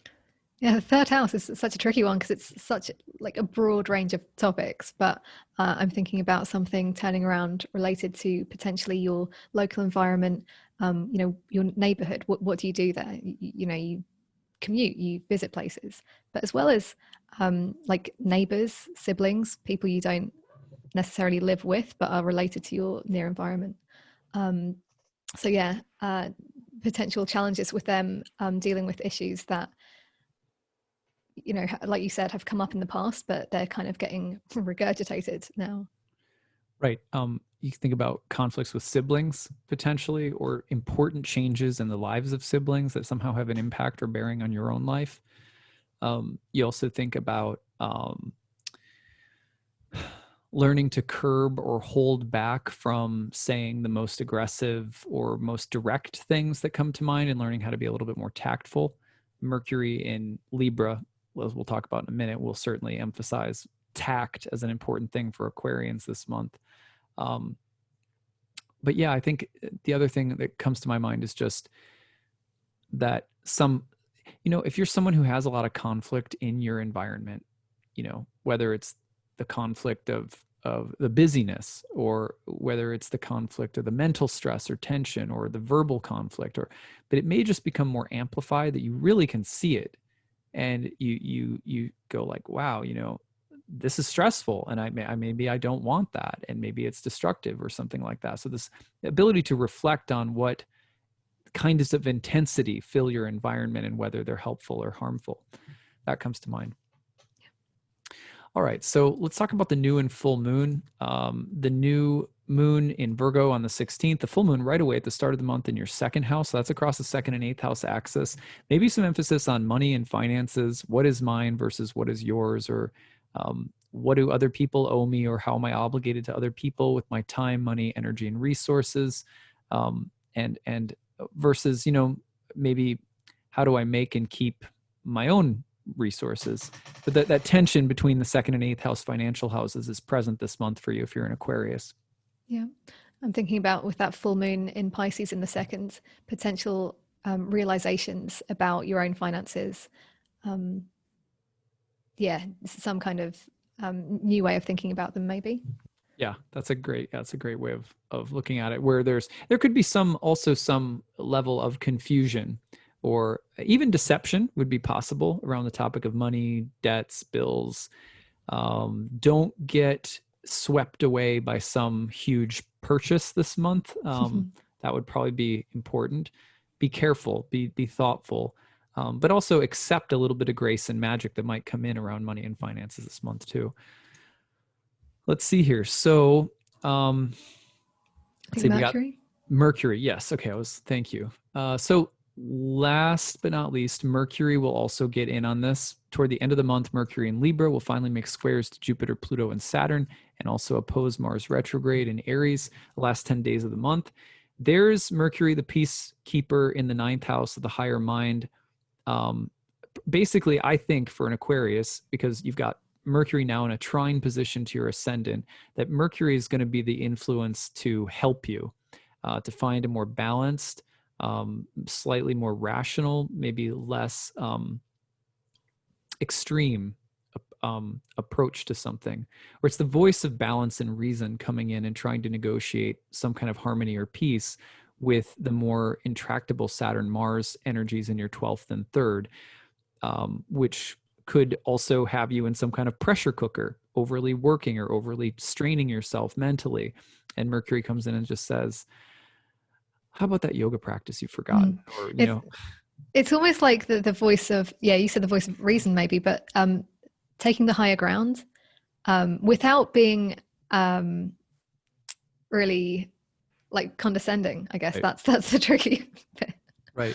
Yeah, it can come in and because these planets can represent other people, so Mercury as the voice of reason might be someone coming in and trying to convince you that, your ideas are not elevated enough, right? Or it could be someone coming in and, helping you to see maybe a more balanced or pleasant approach to something. So it depends, And also, it could be an energy that, is like, there's nothing worse than, when I was in New York, I first moved to New York City, And things were a little too fast at first, at least for my comfort. And but if I ever said to someone, a New Yorker, like, don't you think people should slow down a little bit? You know, they could find that like really a really condescending thing to say. Like, this is my lifestyle, you know, like it's fine for me. I feel fine, you know, like, so yeah. But that conversation about what is peace, what is harmony, and also where is the place for conflict. So Venus and Mercury in Libra might want you to be very involved with something, and Saturn in the 12th as your ruling planet might say, I'd rather keep my distance. But those kinds of tensions will come in toward the end of the month. Anything else for Aquarius? I don't think so. That brings us to our last sign, Pisces. All right, so very beginning of the month, let's start with the new and full moon. Full moon in Pisces in your home sign at the very beginning of the month on the 16th, the new moon in Virgo across the 1st and the 7th. What do you think, Kat? Yeah, so especially with that full moon in Pisces, this is something maybe coming to culmination, or maybe a peak moment when something that you might have been working on personally for a while, you know, maybe you have some kind of internal shift or something related to your life direction, or or how you relate to others, of course, with the sun in the 7th, could be coming to your awareness at that full moon. Yeah. The full moon at the beginning of the month puts a spotlight on, it brings to fruition, full moons do, something that was promised earlier. And then you see the results, you taste the fruit at the full moon.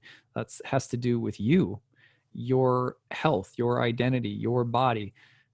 Something's coming to fruition. Also, something you've been waiting to start for a long time. Now it's coming to fruition and you're starting it. The new moon in the 7th, announcing the seed being planted for something that will manifest later in relationships. So that's a pretty good breakdown of a powerful moon cycle this month if you're a Pisces. At the beginning of the month, Venus is also opposite Saturn from the 5th to the 11th, and making a square to Mars, who's about to turn retrograde in your second house if you're a Pisces. I'll let you lead off with this one as well, Kat. Yeah, so Venus is in the 5th house, where she's in her joy, themes of children, creativity, pleasure. She's being challenged by Saturn, so that's a bit of a downer. But Saturn's in the house that relates to groups that you might belong to, or people who support you in your career, in your public life.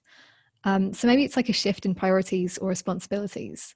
And maybe there's like a strain in meeting your needs, especially how they relate to like joy, versus the needs of others who do support you, or who you support. I have a perfect story, matches so nicely with what you just said. I have a friend who's a Pisces rising, and actually both Pisces sun and Pisces rising. And this person is, I'm going to cloak this a little bit. This person is considering whether or not someone within their company is starting their own company, taking off, leaving the company and starting their own company. There is no sense as to whether or not this would be financially successful, but there's an opportunity for her to go and be a part of it. It would be more creatively fulfilling, but more professionally and financially dangerous. And you've got Mars in the 2nd, right? Of finances. Right? There it is. See how that perfectly matches, though? It's like just a perfect. So yeah, it's that sense of like there's something creatively at stake here. There's something financially at stake here, and then there's the question of needing to still be aligned with allies and groups and people who are somehow necessary part of the puzzle. And there's risk and uncertainty involved as to what to prioritize here. My pleasure, my money, my allies, things like that. And this could come up with people who are pregnant too. The topic of children, women, mothers, pregnancy with Venus and Cancer in the 5th house. So that's another potentially really big topic. Yeah, it's almost like the classic Piscean question about sacrifice, like something almost with that example and with all of these different opposing planets in the squares, just like what needs to be sacrificed and what's worth it. Right. Yeah. And so Mars retrograde in the 2nd. Let's talk about that for a minute. When Mars is in your 2nd house, first of all, it is a great time for entrepreneurial endeavors, especially an empowered Mars in your second house, you know. But it turns retrograde. There could be a delay. It could turn out to be not as potent or strong as you thought it was, or there can be reversals of circumstances around money and finances, or a dramatic change in terms of your revenue stream or what you're investing in, or if you're an investor or something like that. There can also be the buying and selling of things that are important. Like literally, you could buy exercise equipment with, you know, with Mars in your second house. Be careful, because it seems like a lot of people buy exercise equipment and it ends up in the basement. You sound like you talk from experience. Oh yes, yes, that one for sure. A rowing machine is the one like major. I feel like that was my lesson. Oh, it'll be like being on a boat in my living room. It'll be so great. Yeah, I'll row all the time. Turns out I don't like rowing that much. So yeah, so you have to be careful of that. But I mean, otherwise, what do we got? Mars in the second. What do you think, Kat? Yeah, I'm thinking about with the retrograde, like lessons based around Martian topics. So yeah, acting a bit hastily when it comes to resources, finances. So just paying attention to that. I think Nicolas Cage, I just thought of Nicolas Cage, as you do, who has Mars in the second house, I believe. And it's something like, you know, he obviously bought like a load of really expensive property and got into a bit of trouble financially because of that. Yeah, you definitely have to be careful of it. It's got the entrepreneurial kick to it, but it also it can be impulsive around money and cavalier or something like that. Yeah. Okay, that's good. Let's see. We mentioned the full and new moon. We've got, yeah, so let's talk about Mercury. That's the last piece. Toward the end of the month, Mercury in Libra in the 8th goes into squares with the, I mean, we're basically about to talk more of the same, but Mercury squares this Capricorn stellium in the 11th from the 8th in Libra, and then opposes Mars retrograde in Aries. This is all like last portion of the month. So for me, like when I look at that, I go, okay, you know, this is a new moon in the 7th house of relationships with Mercury in the 8th. Is it possible that a partner or someone else comes into the picture and says, hey, let me help ease the burden here, especially around finances and money and resources?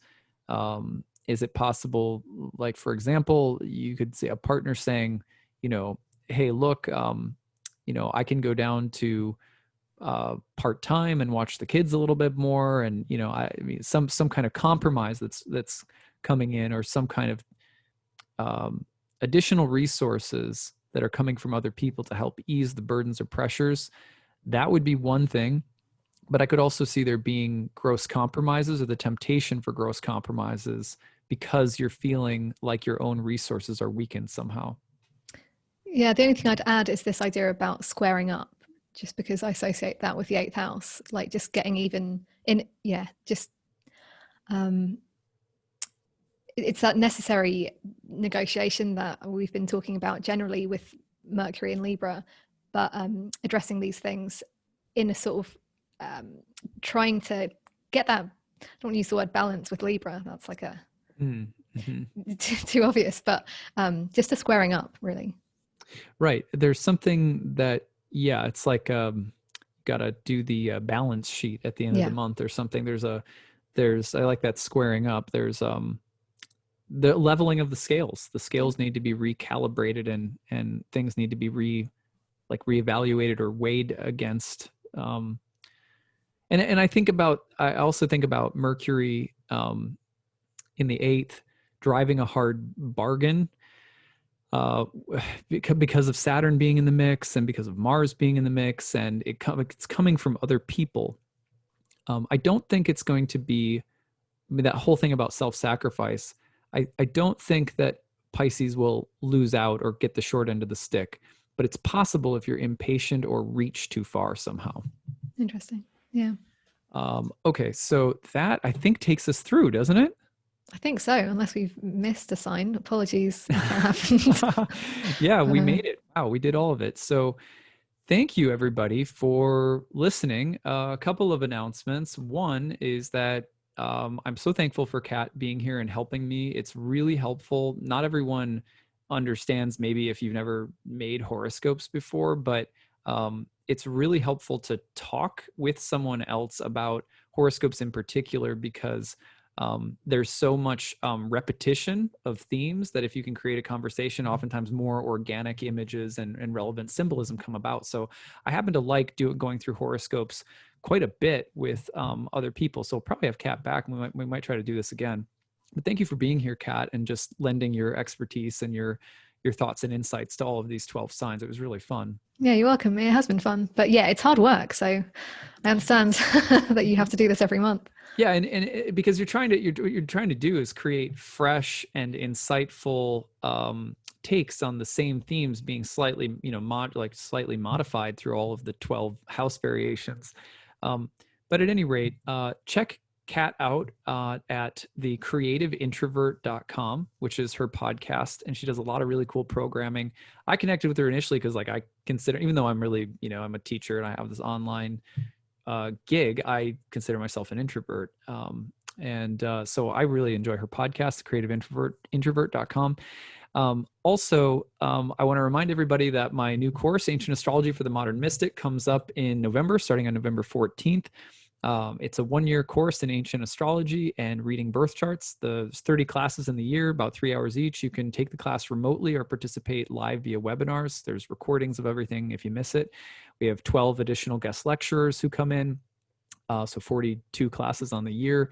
And there's a lot of opportunity to see real live readings being done as well. So you can get a sense of how do I take this information and maybe shape it into offering it for other people myself. So if you love astrology and you're looking for a really guided, structured program, check it out on my website, nightlightastrology.com. There's need-based tuition for people who are in need, especially if you're dealing with COVID or anything else that has you out of work right now, and you need a more manageable fee structure. Check that out. The early bird rate is also in effect, so you can check that out as well.